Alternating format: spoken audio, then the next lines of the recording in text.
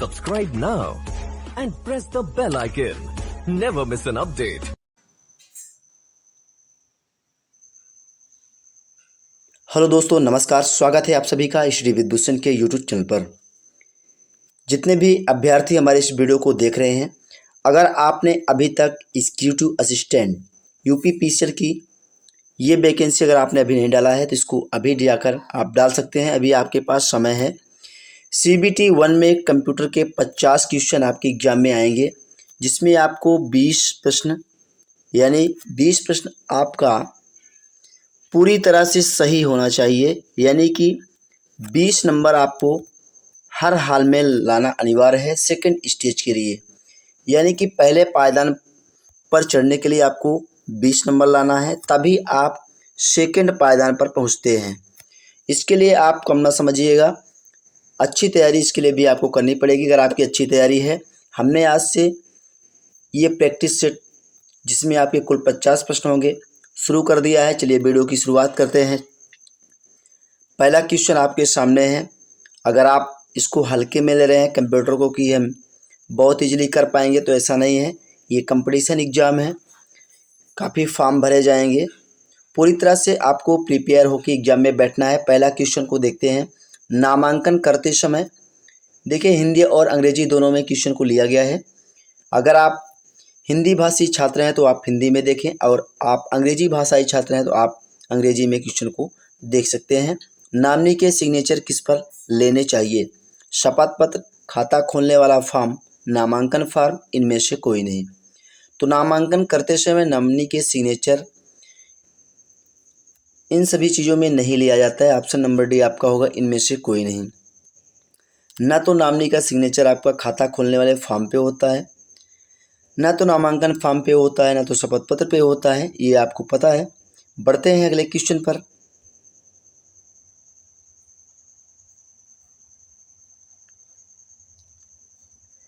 केवल नॉमिनी का नाम लिखा जाता है, ये चीज़ें आपने खाता खुलवाते समय ध्यान दिया होगा। टेप ड्राइवर का डाटा को एक्सेस ऑफर करता है timely, sporadic, random, sequential. Tape driver data को सीक्वेंशियल एक्सेस ऑफर करता है। Tape drive allows the data for access. अगर आप अंग्रेजी भाषाई छात्र हैं तो आप अंग्रेजी में देख सकते हैं। अगला प्रश्न देखते हैं। क्वेश्चन नंबर 3 है। निम्न में से कौन सा वैलिड इमेज फॉर्मेट नहीं है? इमेज की बात कर रही गई है, तो इमेज आप समझ रहे होंगे। जो आप फोटो का फॉर्म देखते हैं, फोटो यानी फॉर्मेट, आप फोटो समझ रहे हैं, तो उसको आपको बताना है कि कौन सा इमेज फॉर्मेट उसका इनमें से नहीं है। पहला ऑप्शन है आपका डाक, गिफ, जेपीजी, पीएमपी। तो इनमें से कौन सा वैलिड इमेज फॉर्मेट नहीं है पूछा गया है, तो आपका option number A right answer हो जाएगा, डॉग। ये आपका इमेज का वैलिड फॉर्मेट नहीं है। गिफ आपका हो गया बीएमपी, जेपीईजी, पीएनजी। ध्यान रखिएगा, पीएनजी भी आपका इमेज का फॉर्मेट है। ये आपका वर्ड फॉर्मेट होता है, डॉट डॉc। बढ़ते हैं नेक्स्ट अगले क्वेश्चन पर। अगला प्रश्न है उद्यमी, कुर्सेरा, एडेक्स, इसके ये जो है किसके उदाहरण हैं? उद्यमी, कुर्सेरा, एडेक्स, ये आपको बताना है। ई कॉमर्स के उदाहरण है, या सोशल नेटवर्किंग के उदाहरण है, या फिर वेब पोर्टल के उदाहरण है, या ई लर्निंग के उदाहरण है। तो उद्यमी, कुर्सेरा, एडेक्स, ये सभी ई लर्निंग के उदाहरण है। ऑप्शन नंबर डी आपका करेक्ट जवाब हो जाएगा। अगला प्रश्न देखते हैं। निम्न में से क्या वर्ड प्रोसेसर के लिए ग्राफिकल सॉल्यूशन है? Word art, clip art, graphical art, trap cap. अगर आपकी बेहतरीन तैयारी है तो फटाफट से आप अपना आंसर कमेंट बॉक्स में कमेंट करते हुए चलिएगा। प्रैक्टिस सेट 50 प्रश्नों का है, जो आपके एग्जाम में भी 50 प्रश्न आएंगे, और उसमें आपको 20 नंबर लाना अनिवार्य है। अगर इस परीक्षा को आपको पास करके अगले पायदान पर पहुंचना है तो 20 नंबर आपको हर हाल में लाना ही है। तो इसकी बेहतरीन तैयारी आपको करनी है। अभी आपके पास समय है। वर्ड प्रोसेसर के लिए ग्राफिकल सॉल्यूशन आपका क्लिप आर्ट है। ऑप्शन नंबर बी आपका करेक्ट जवाब हो जाएगा। बढ़ते हैं अगले क्वेश्चन पर। क्वेश्चन नंबर 6 है, मौजूदा टेबल में अतिरिक्त पंक्ति जोड़ने के लिए आपको क्या करना होगा। ऑप्शन ए है, इंसर्ट टेबल का चयन कर रा ऊपर या रा नीचे, यानी कि रा एबव या रा बिलो इंसर्ट करें, या फिर पहले फॉर्मेट का चयन करें और फिर टेबल का चयन करें, पहले एडिट का चयन करें और फिर टेबल का चयन करें। ऑप्शन डी है, पहले टेबल पर और फिर स्टैंडर्ड टूलबार के बॉर्डर की पर क्लिक करें। तो मौजूदा टेबल में अतिरिक्त पंक्ति जोड़ने के लिए आपको इंसर्ट टेबल का चयन कर रा एबव और रा बिलो इंसर्ट आपको करना होगा। ऑप्शन नंबर ए आपका राइट आंसर हो जाएगा। बढ़ते हैं नेक्स्ट अगले क्वेश्चन पर।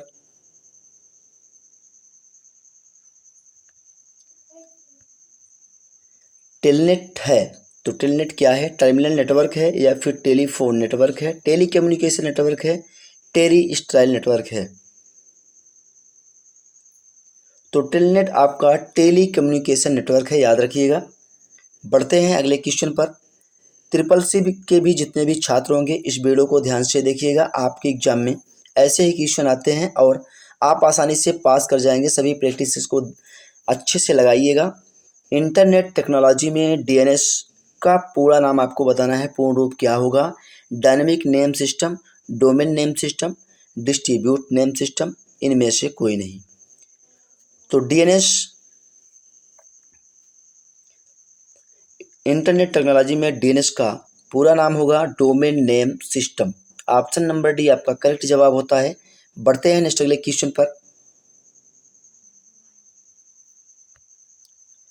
वर्चुअल रियलिटी यानी वीआर से संबंधित है Samsung VR, Oculus VR, Google Cardboard और ये सभी। तो वर्चुअल रियलिटी से ये सभी संबंधित हैं, चाहे आपका सैमसंग वीआर हो, एक्यूलस वीआर हो या गूगल कार्डबोर्ड हो। तो आपका option number D right answer हो जाएगा, उपयुक्त सभी। बढ़ते हैं अगले प्रश्न पर।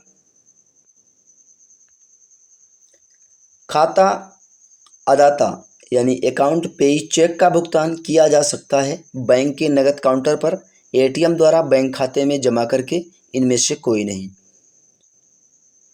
अदाता खाता यानी अकाउंट पेई चेक का भुगतान बैंक खाते में जमा करके आप कर पाएंगे, क्योंकि अकाउंट पे ही होता है। जब आप चेक को लगाएंगे तो आपके खाते में आपकी जो राशि होगी वो आपके खाते में जमा होगी। बढ़ते हैं नेक्स्ट अगले क्वेश्चन पर। क्वेश्चन नंबर 11 है, इनमें से कौन सी आउटपुट डिवाइस है। Plotter, scanner, joystick, light pen. आपको बतानी है आउटपुट डिवाइस, तो आपका राइट आंसर हो जाएगा plotter. Joystick, scanner, light pen ये सभी इनपुट डिवाइस है, आपको याद रखना है।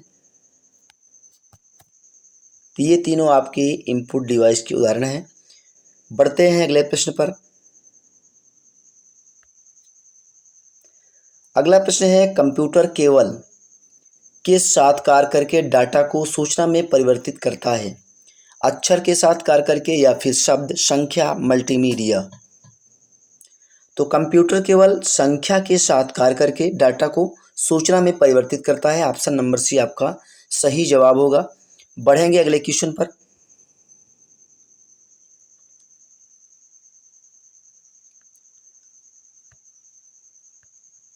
अगला प्रश्न है, नेटवर्क सिस्टम में फाइल को प्राप्त करने या स्टोर करने में किसका उपयोग होता है।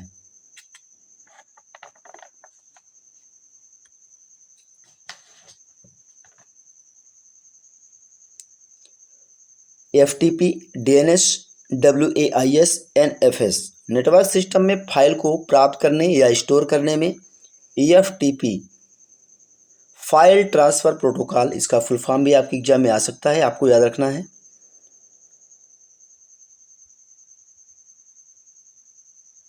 File transfer protocol. बढ़ते हैं अगले क्वेश्चन पर।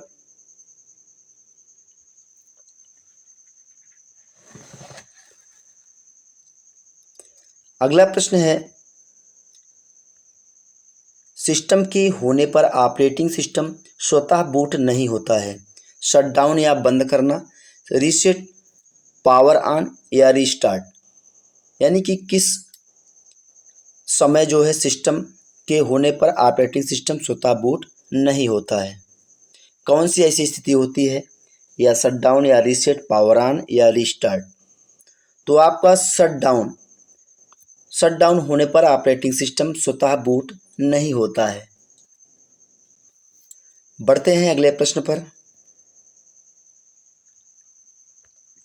अगला प्रश्न है, इनमें से कौन सा वैलिड सेल एड्रेस नहीं है। आपको वैलिड सेल एड्रेस बताना है। ए के साथ 190 लिखा गया है। ऑप्शन नंबर बी में है ए के साथ BC और 10 लिखा गया है। ऑप्शन सी में एच के साथ 77 लिखा गया है और ऑप्शन डी में DF 6780 लिखा गया है। आपको वैलिड सेल नहीं है जो दिया गया है, वो आपको छांटना है। तो सही जवाब हो जाएगा आपका ऑप्शन नंबर बी। पहले यहाँ अंकों का प्रयोग हुआ, उसके बाद फिर से अंग्रेजी वर्ड प्रयोग किया गया, इसके बाद फिर न्यूमेरिक। यही आपका सही वैलिड सेल नहीं है। ध्यान से ऑप्शनों को चेक करके समझिएगा इसमें फॉल्ट क्या है, आप अच्छे से समझ पाएंगे। क्योंकि सभी वैलिड सेल में अगर शब्द के साथ अंक दिए गए हैं, आप इसमें भी देख सकते हैं, इसमें भी देख सकते हैं, लेकिन इसके साथ न्यूमेरिक के साथ वर्ड भी लिखा गया है अंग्रेजी का, और फिर आप न्यूमेरिक अक्षरों को देख सकते हैं, यानी अंकों का प्रयोग हुआ है। बढ़ते हैं नेक्स्ट अगले क्वेश्चन पर। उमंग ऐप का उद्देश्य क्या है। फास्ट गेमिंग, फ्लो गेमिंग या फास्ट ट्रैक मोबाइल गवर्नेंस। इनमें से कोई नहीं। आपने खूब इसका नाम सुना होगा उमंग ऐप का। अगर नहीं भी सुना है तो आप आज सुन रहे हैं। तो उमंग ऐप का उद्देश्य है fast track mobile governance. Option number C बिल्कुल करेक्ट जवाब होता है। बढ़ते हैं नेक्स्ट अगले क्वेश्चन पर। मैलिशियस सॉफ्टवेयर के रूप में जाना जाता है बैडवेयर, मैलिशियस वेयर, मेलवेयर या तो ये सभी। तो मैलिशियस सॉफ्टवेयर के रूप में मैडवेयर, मैल्सवेयर और मेलवेयर ये सभी आपके जाने जाते हैं। बढ़ते हैं नेक्स्ट अगले क्वेश्चन पर। अगला क्वेश्चन है उद्योग 4.0 का उद्देश्य आपको बताना है कुशलता वृद्धि, कम जटिलता, सक्षम आत्मनियंत्रण, ये सभी। उद्योग 4.0 का उद्देश्य होता है कुशलता वृद्धि, कम जटिलता, सक्षम आत्मनियंत्रण। ऑप्शन नंबर डी आपका करेक्ट जवाब हो जाएगा। बढ़ते हैं अगले क्वेश्चन पर।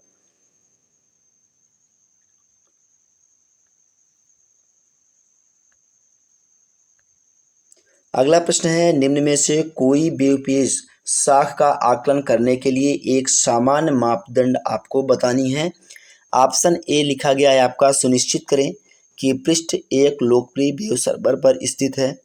ऑप्शन बी है केवल पृष्ठभूमि जानकारी महत्वपूर्ण नहीं है, यदि लेखक मौजूद है को देखने के लिए जांच करें। ऑप्शन सी है यह देखने के लिए कि पृष्ठ लेखक की पहचान स्पष्ट रूप से बताई गई है या नहीं। ऑप्शन डी है केवल उन साइटों को स्वीकार करें जिनसे उनके पते के अंत में .edu है। तो निम्न में से कोई वेब पेज साख का आकलन करने के लिए एक सामान्य मापदंड आपको बताना है, कॉमन क्राइटेरिया। तो आपका सही जवाब हो जाएगा सुनिश्चित करें कि पृष्ठ एक लोकप्रिय वेब सर्वर पर स्थित है। ऑप्शन नंबर ए के साथ जितने भी अभ्यर्थी जा रहे हैं बहुत ही सही जवाब है उनका।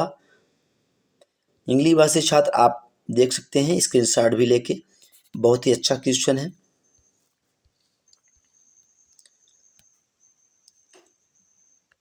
अगला प्रश्न है निम्न में से किस कार्य के लिए लिब्रे ऑफिस राइटर अनुकूल नहीं है। ऑप्शन ए है कई प्राप्तकर्ताओं को पत्र भेजने के लिए मुख्य दस्तावेज और डाटा स्रोत का संयोजन करना। ऑप्शन बी है वर्कशॉप, कार्यशाला या सेमिनार में दिखाने के लिए स्लाइड बनाना, पहले से लिखे डॉक्यूमेंट्स को सुचारू रूप से फॉर्मेटिंग करने के लिए 100 पृष्ठों के लेख को लिखने के लिए। तो निम्न में से किस कार्य के लिए लिब्रे ऑफिस राइटर का अनुकूल नहीं है? उसका काम जो है वो नहीं है, तो ऑप्शन नंबर बी आपका सही जवाब होगा। वर्कशॉप यानी कार्यशाला या सेमिनार में दिखाने के लिए स्लाइड बनाना। बढ़ते हैं अगले क्वेश्चन पर। अगला क्वेश्चन है, निम्नलिखित में से कौन सी एक ब्लॉक डिवाइस है? Terminal, disk, mouse, printer. Block device आपको बतानी है, तो ब्लॉक डिवाइस है आपका डिस्क। डिस्क एक ब्लॉक डिवाइस है, याद रखिएगा। बढ़ते हैं अगले क्वेश्चन पर।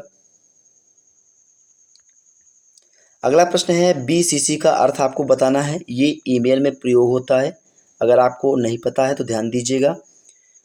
ब्यूटीफुल कार्बन कॉपी होता है इसका मतलब, या फिर ब्लैक कार्बन कॉपी होता है, या फिर ब्लाइंड कार्बन कॉपी होता है, या फिर ऑप्शन डी में दिया गया है बैकग्राउंड कलर कॉपी होता है। आपको BCC का फुल फॉर्म बताना है या पूर्ण अर्थ आपको बताना है। तो BCC का पूर्ण अर्थ होता है ब्लाइंड कार्बन कॉपी। बहुत बार पूछा जाता है, CCC के लिए ये कई बार पूछा गया क्वेश्चन है। BCC मीन्स आपको याद रखना है blind carbon copy. Option number C आपका राइट आंसर हो जाएगा। अगला क्वेश्चन देखते हैं।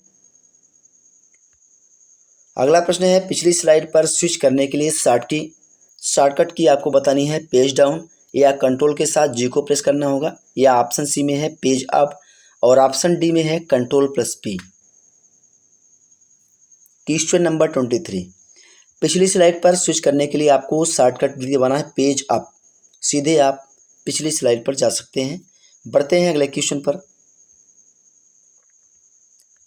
अगला प्रश्न है, उबंटू में स्टार्ट मेनू को ओपन करने के लिए क्या शॉर्टकट की होती है? प्रेस विंडोज की, या फिर कंट्रोल के साथ ESC प्रेस, या तो ऑप्शन सी में दिया गया है कि ए और बी दोनों होगा, या तो ऑप्शन डी है इनमें से कोई नहीं। तो उबंटू में स्टार्ट मेनू को ओपन करने के लिए आपको याद रखना है शॉर्टकट की दोनों होती हैं। Option number C right answer हो जाएगा। ए और बी दोनों का प्रयोग कर सकते हैं। उबंटू में स्टार्ट मेनू को ओपन करने के लिए प्रेस विंडोज की और Ctrl+ESC की, ये शॉर्टकट की है उबंटू में स्टार्ट मेनू को ओपन करने के लिए। अगला प्रश्न देखते हैं। अगला प्रश्न है, डेस्कटॉप का बैकग्राउंड क्या कहलाता है? Wallpaper, screen, background, wall. बहुत ही सिंपल क्वेश्चन है, लेकिन सही जवाब आप लोग नहीं दे पाएंगे, क्योंकि आपने बैकग्राउंड, स्क्रीन, वॉल सभी इतने अच्छे ऑप्शन आपको दिए गए हैं कि आपको कंफ्यूज कर सकते हैं। डेस्कटॉप का बैकग्राउंड क्या कहलाता है? वॉलपेपर कहलाता है, आपको याद रखना है। अब कभी भी आपको इस क्वेश्चन में दिक्कत नहीं होगी। आपको याद रखना है डेस्कटॉप का बैकग्राउंड वॉलपेपर कहलाता है। ट्विटर आइकन में जो पक्षी है उसका नाम क्या है आपको बताना है, क्योंकि ट्विटर का प्रयोग ज़्यादातर बच्चे करते हैं। सियान हो या बुजुर्ग हो, उनसे कोई दिक्कत नहीं है। जैसे फेसबुक में क्या होता है, 13 साल से ऊपर आईडी तो आप किसी भी तरीके से बना सकते हैं, लेकिन जो नियमता है 13 साल से ऊपर की उम्र है तो आप आईडी फेसबुक पे बना सकते हैं। लेकिन यहाँ आपको ट्विटर में आइकन में जो पक्षी दिखता है उसका नाम क्या बताना है, क्योंकि ट्विटर सभी लोग चलाते हैं। सभी के मोबाइल में आजकल ट्विटर तो होगा ही, इंस्टाग्राम होगा, फेसबुक होगा। तो green bird, crane, Larry bird, इनमें से कोई नहीं। ट्विटर में दिख रहा जो आइकन पक्षी दिखता है उसका नाम है लैरी बर्ड। आपको याद रखना है। अब कभी भी आपसे कोई भी पूछे या एग्जाम में पूछा जाए, आपको लैरी बर्ड आपको याद रखना है। बढ़ते हैं अगले क्वेश्चन पर।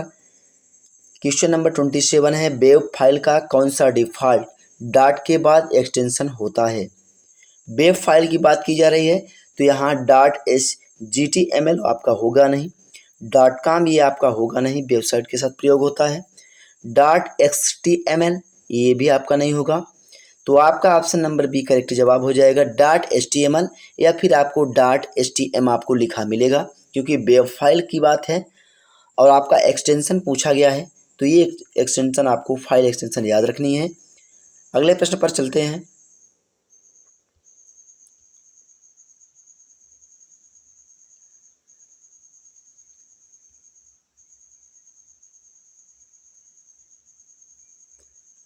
अगला प्रश्न है ब्लॉकचेन रिकॉर्ड की बढ़ती सूची जिसे कहा जाता है, खाली स्थान आपको बताना है, लॉन्चर, ब्लॉक, स्टेटमेंट, कथन।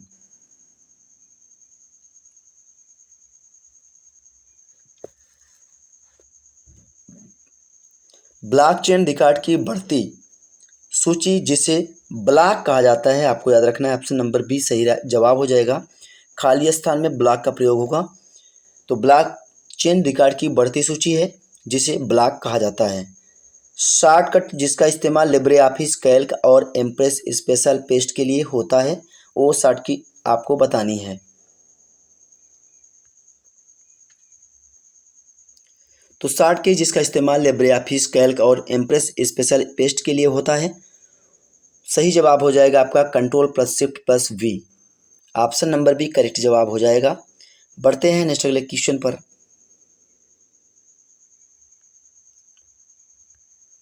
अगला प्रश्न है निम्नलिखित में से किस प्रकार के हैकर्स कुशल हैकर होते हैं? Red hat hackers, elite hackers, white Hattie hackers, licensed penetration testers. देखिए हैकर्स नाम आपका कई बार सुने होंगे, लेकिन इसमें भी आपको प्रकार बताने हैं, कितने टाइप्स हैं हैकर्स के, और इनमें आपको बताना है कि किस प्रकार के हैकर समुदाय के सबसे कुशल हैकर होते हैं। तो आपको याद रखना है सबसे कुशल हैकर्स जब भी आपसे एग्जाम में पूछा जाए, एलीट हैकर्स आपका सही जवाब हो जाएगा। बढ़ते हैं अगले क्वेश्चन पर।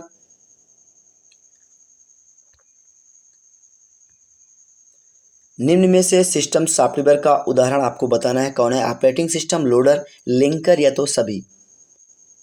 सिस्टम सॉफ्टवेयर आपके ये सभी सिस्टम सॉफ्टवेयर हैं, चाहे ऑपरेटिंग सिस्टम हो, लोडर हो, लिंकर हो। ऑप्शन नंबर डी आपका सही जवाब हो जाएगा। देखिए इससे भी बेहतरीन क्वेश्चन आपके आने वाले सभी वीडियोज में आपको मिलेंगे, ताकि आप बेहतरीन तैयारी एग्जाम से पहले करके जाएं। IF और IFERROR के अतिरिक्त यानी IFERROR के अतिरिक्त एक लॉजिकल फंक्शन से क्या परिणाम निकलता है? हाँ या नहीं, सत्य और असत्य, अंकगणितीय मान, परिकलित मान। इफ और IFERROR यानी कि IFERROR के अतिरिक्त एक लॉजिकल फंक्शन से क्या परिणाम निकलता है? तो ये परिणाम निकलता है सत्य और असत्य का। ऑप्शन नंबर बी करेक्ट जवाब हो जाएगा। अगले क्वेश्चन पर चलते हैं। अगला क्वेश्चन है आईपी का पूर्ण रूप क्या होगा? पूर्ण रूप यानी फुल फॉर्म आपको बताना है आईपी का। तो इंटरनेट मास प्रोटोकॉल होगा, या फिर इंटरनेट प्रायोरिटी प्रोटोकॉल, या फिर इंटरनेट प्रोटोकॉल। ऑप्शन डी में दिया गया है इंटरनेट प्रॉपर्टी प्रोटोकॉल। आईपी का पूर्ण रूप आपको बताना है। बहुत ही इंपॉर्टेंट क्वेश्चन है, स्टार लगा लीजिए, ऐसे क्वेश्चन आपके एग्जाम में। और ऑप्शन भी बहुत बेहतरीन रखे जाते हैं, क्योंकि कंपटीशन आप देने जा रहे हैं। आईपी का पूर्ण रूप आपको याद रखना है internet protocol. Option number C आपका सही जवाब हो जाएगा। बढ़ते हैं नेक्स्ट अगले क्वेश्चन पर। अगला प्रश्न है कंप्यूटर वायरस का परिणाम खाली स्थान नहीं हो सकता। कौन सा है जो वायरस का परिणाम नहीं हो सकता है? मदरबोर्ड क्रैश, फाइल को मिटाना, डिस्क क्रैश, प्रोग्राम को खराब होना।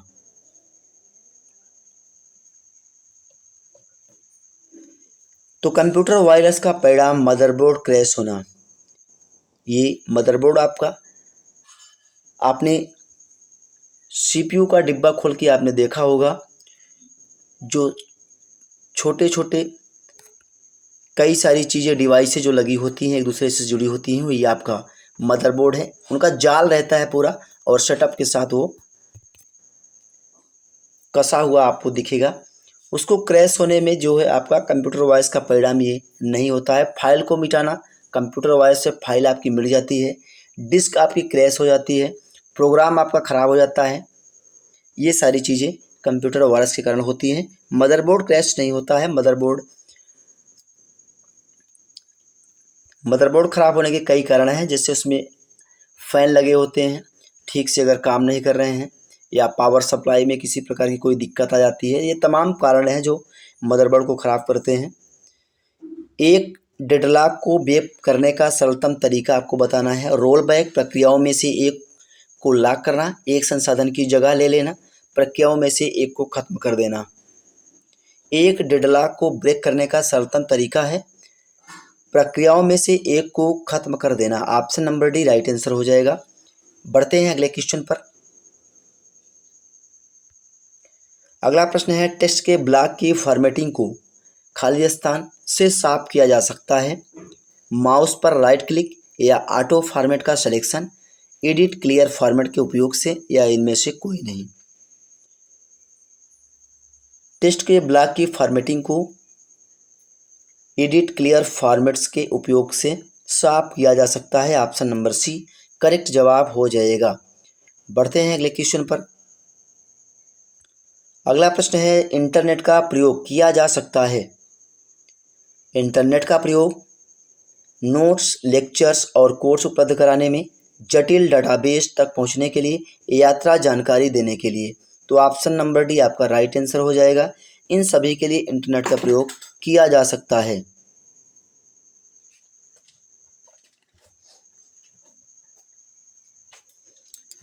बढ़ते हैं अगले क्वेश्चन की ओर। एड्रेसिंग मोड का प्रयोग किया जा सकता है एब्सोल्यूट, रिलेटिव और मिक्स्ड के लिए, केवल एब्सोल्यूट, मिक्स्ड। ऑप्शन डी है एब्सोल्यूट और रिलेटिव।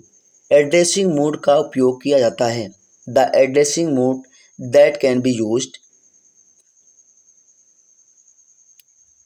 तो राइट आंसर आपका हो जाएगा option number A absolute, relative और मिक्स्ड का एड्रेसिंग मोड का प्रयोग होता है। बढ़ते हैं अगले क्वेश्चन पर।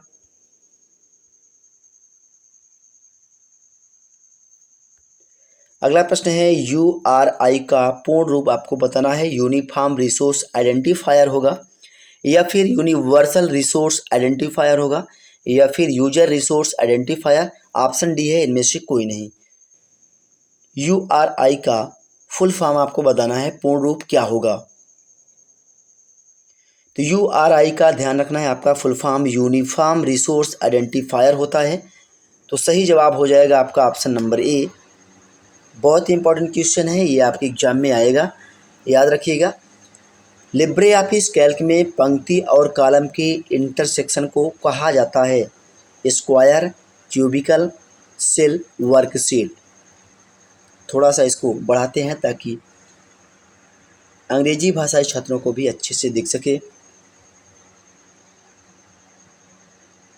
लिब्रे ऑफिस कैल्क में पंक्ति और कॉलम के इंटरसेक्शन को कहा जाता है, ये आपको बताना है कि क्या कहा जाता है। तो लिब्रे ऑफिस कैल्क में पंक्ति और कॉलम की इंटरसेक्शन को सेल कहा जाता है, क्योंकि लिब्रे ऑफिस कैल्क जो होता है वो आपका इस समय जो आप माइक्रोसॉफ्ट ऑफिस में एक्सेल यूज करते हैं, एक्सेल और कैल्क बिल्कुल सेम चीज़ें हैं।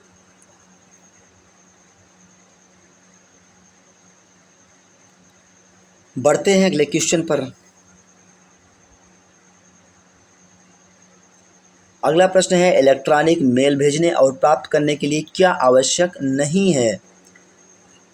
क्वेश्चन को ध्यान से पढ़िएगा, क्या आवश्यक नहीं है। इंटरनेट का उपयोग, ईमेल खाता, वेब पेज, ईमेल प्रोग्राम।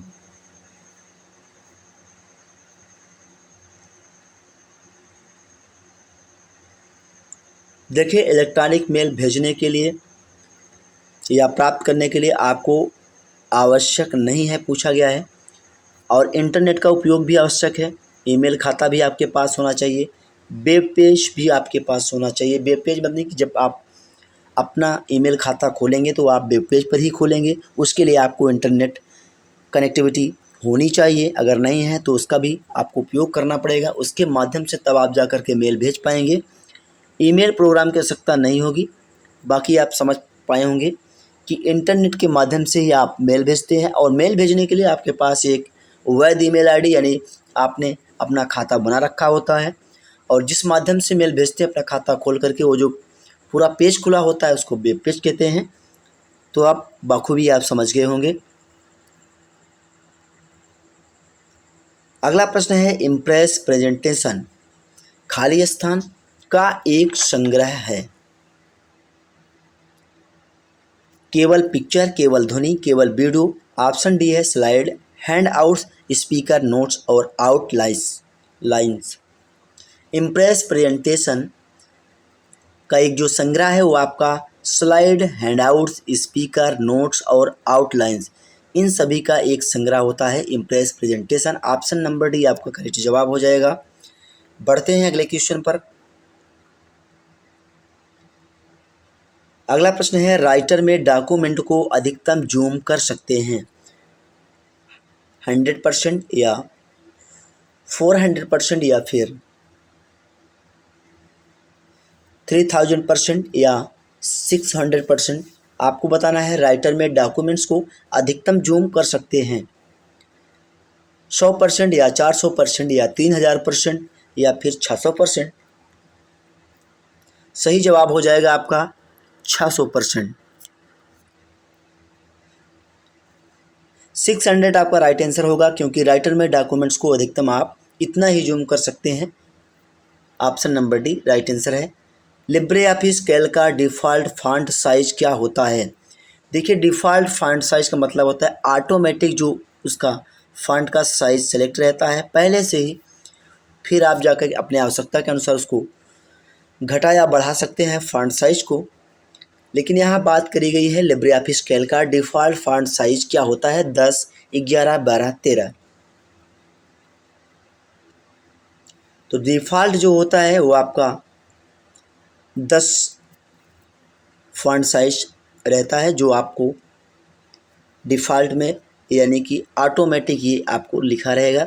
अगर आप टाइप करते हैं तो आप 10 की साइज़ में करेंगे, इसको आप अपने आवश्यकता के अनुसार घटा बढ़ा सकते हैं। बढ़ते हैं अगले क्वेश्चन पर।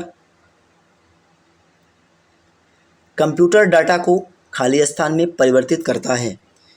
देखिए, अगर आप CCC के लिए तैयारी कर रहे हों या फिर एग्जीक्यूटिव असिस्टेंट या फिर किसी और एग्ज़ाम के लिए या कंप्यूटर ऑपरेटर के लिए, तो ये सभी क्वेश्चन आपके लिए बहुत ही इम्पोर्टेंट हैं, क्योंकि UPPCL में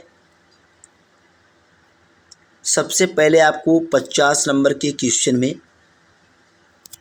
20 नंबर पासिंग के लिए लाना अनिवार्य है। 20 नंबर अगर आप नहीं ला पाते हैं, 19 ही ला पाते हैं, तो आप फेल माने जाएंगे और अगले एग्ज़ाम में आप बैठने के लिए पात्रता खो देंगे, यानी अगले एग्ज़ाम में आप नहीं बैठ पाएंगे। तो आप इसे हल्के में न लीजिएगा, अच्छा से तैयारी करिएगा अच्छे तरीके से। अभी काफ़ी समय है और लगातार हम आपको प्रैक्टिस सेट भी देंगे। आज से प्रैक्टिस सेट की शुरुआत हमने की है। कंप्यूटर को डाटा में परिवर्तित करता है, कौन करता है? गणनाओं, सूचना, परिणाम, ऑब्जेक्ट कोड। कंप्यूटर जो है डाटा को सूचना में परिवर्तित करता है। याद रखिएगा, कंप्यूटर डाटा को सूचना में परिवर्तित करता है।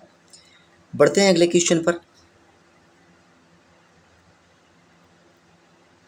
राइटर द्वारा निर्मित खालिस्तान फॉर्मेट विशेष पैराग्राफ और कैरेक्टर फॉर्मेटिंग का उपयोग करता है। देखिए, अभी आपको 20 नंबर कंप्यूटर में लाना है, फिर आपकी 180 नंबर की जो आपकी हिंदी, इंग्लिश, रीजनिंग, इन सभी को मिलाकर के आपको जो 180 अंक है ये, और प्लस आपका 20 नंबर का टाइपिंग टेस्ट, इसमें आपके हिंदी और इंग्लिश होंगे। टोटल मिला के आपके एग्ज़ाम में 200। सेकेंड स्टेज की हम बात कर रहे हैं, ध्यान दीजिएगा। जब आप 20 नंबर पा करके नेक्स्ट अगले पायदान पर पहुंचते हैं तो 200 नंबर्स का टेस्ट होगा आपका, इसी से आपकी मेरिट बनाई जाएगी। इसमें आपकी 180 अंक का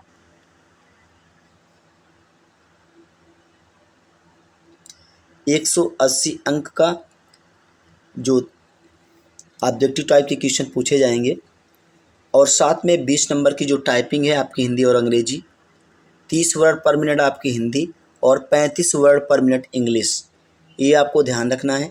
जब आप 20 नंबर ला करके नेक्स्ट अगले एग्ज़ाम के लिए पहुंचते हैं तब आपको हिंदी, इंग्लिश, रीजनिंग, साथ में आपको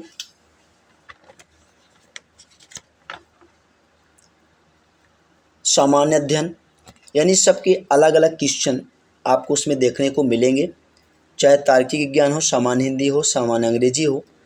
जैसे हम बात करते हैं सामान्य अध्ययन की, तो 50 क्वेश्चन आपके एग्जाम में पूछे जाएंगे।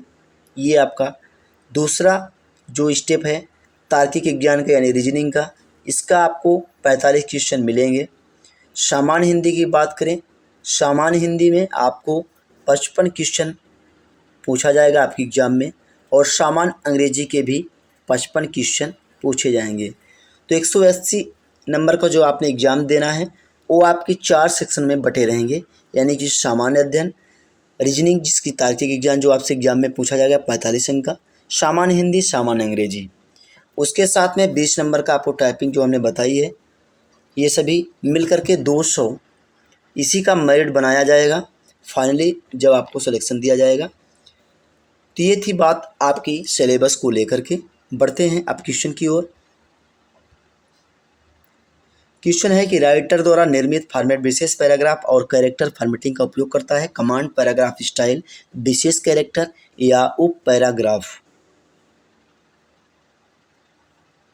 तो राइटर द्वारा निर्मित पैराग्राफ स्टाइल फॉर्मेट विशेष पैराग्राफ और कैरेक्टर फॉर्मेटिंग का उपयोग करता है। ऑप्शन नंबर बी बिल्कुल सही जवाब है, करेक्ट आंसर है। अगला क्वेश्चन देखते हैं। लिब्रे ऑफिस राइटर में अधिकतम फॉन्ट आकार होता है। देखिए वहाँ हमने पढ़ा था बाय डिफ़ॉल्ट फॉन्ट, जो आपको ध्यान होना चाहिए, बाय डिफ़ॉल्ट 10 लगा होता है। लिब्रे ऑफिस कैल्क की बात की गई थी वहाँ, ये भी बात आपको रखना है याद। तो लिब्रे ऑफिस राइटर की बात यहाँ की जा रही है, जैसे आप वर्ड यूज करते हैं इस समय, 7 हो 10 हो। तो लिब्रे ऑफिस राइटर में अधिकतम फॉन्ट आकार होता है 96, याद रखना है आपको, ऑप्शन नंबर डी। बढ़ते हैं नेक्स्ट अगले क्वेश्चन पर। लिब्रे ऑफिस राइटर में टेक्स्ट को सबस्क्रिप्ट करने के लिए किस की इस्तेमाल होता है। Control plus shift plus N, option B है control plus shift plus B, control plus M, control plus O. Libre Office Writer में टेक्स्ट को सबस्क्रिप्ट करने के लिए किस की का इस्तेमाल होता है। आपको याद रखना है control plus shift plus B. अगला क्वेश्चन देखते हैं। अगला क्वेश्चन है 128.23.120.8 में पहली बाइट 128 है, यह क्लास है, एड्रेस है, या फिर सी एड्रेस है, या डी एड्रेस है, या बी एड्रेस है। तो पहली क्लास आपकी 128 है, यह आपको बताना है यह क्लास कौन सा है, एड्रेस है, या सी एड्रेस है, डी एड्रेस है, बी एड्रेस है। तो आपका सही जवाब हो जाएगा ये बी एड्रेस है, बी एड्रेस आपका राइट आंसर हो जाएगा। बढ़ते हैं अगले क्वेश्चन पर, और इस प्रैक्टिस सेट का आखिरी क्वेश्चन है।